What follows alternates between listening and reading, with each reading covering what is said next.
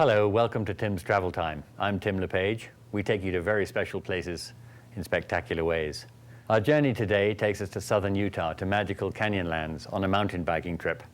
Our guest today is Tom Clyde, well-known Park City resident and author of More Dogs on Main Street. Hi, Tim. Welcome, welcome. It was quite a spectacular trip that I was able to join you on down in Canyonlands. You know, I've done the White Rim Trail now probably, well, maybe as many as a dozen times, and each time I just find it better and better. Tell me, the trip we did at the end of April was just about perfect weather. Got a little hot at the end, but tell us what was the weather down there is pretty variable. You think of it in terms of Moab weather, and it's up a little higher. You're almost 1,000 feet higher, so it's a little cooler. But I've found through the years that from mid-April to sort of the third week in May, it was just about ideal down there. Early April, you can get a little cold, a little windy.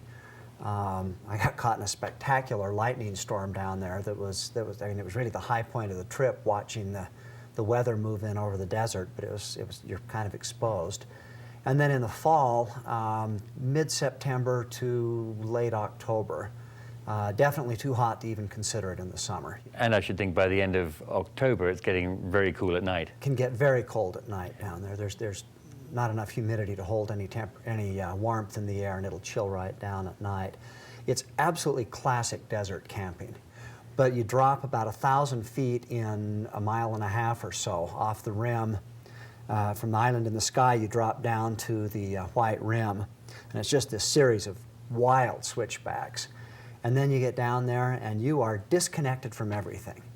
And it's absolutely the most serene desert camping you'll ever find. It's in the national park, and so it's regulated pretty tightly. You need a permit. They tell you which campsites you can use. But the end result of that is that you feel like your group is the only group down there. And you remember when we did it, I don't think we saw 3 other groups the whole time we were down there. Exactly. And talking of tenting, whilst it isn't a luxury safari, we did enjoy the luxury of a sag wagon to take us on a well-organized trip. Well, I've done it both ways. The trip we did was commercially supported with a company called Western Spirit Cycling that I've used on a number of trips, and they do a great job. But I've also done it with friends where we've just loaded up somebody's 4x4. You definitely need a pretty burly 4x4 truck. There's no water. You have to haul all of your own water and cook stoves and things. You can't cook with a fire down there. You have to have a stove, so you've got the whole propane deal and coolers with your food in it for 3 to 4 days. And tell me about the level of fitness. I certainly felt I was going to be the back marker, having seen you guys arriving in with all your professional bicycles and kit. Well, part of this group I go out with goes over the top in terms of the arms race for bicycles. But the first time I did it was the first year that this group of friends really got into mountain biking, and it was a huge sense of accomplishment to have done it. And we felt very challenged by it. Now, all these years later, though I'm older, I'm definitely in better shape, I still enjoy it. And it's one of those trips that all levels of fitness can have a good time on. A good trip for beginners, a good trip with kids. The nice thing about it is every day there's one section of it that's a challenge that gets your attention. There's either a very steep hill or a technical section or something that really kind of gets you. Murphy's Hogback is the one that sort of jumps out at everybody, but there are others. But they're short. And because you're out there either with a guide company with a sag wagon or with your own truck hauling your own stuff, if you've got somebody who looks at that climb and says, you know what, I can't do it, say, great, you drive the truck. I'll ride it.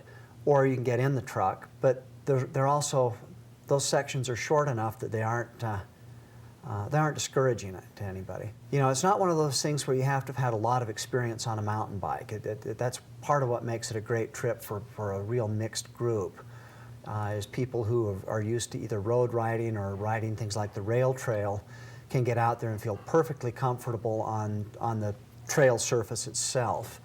So it really has a little bit of everything, and so a very good trip for a mixed group of abilities. Well, thank you, Tom, for joining us. Well, thank you. It was fun having you on that trip last year. Thanks for watching. Join us again soon for another spectacular adventure.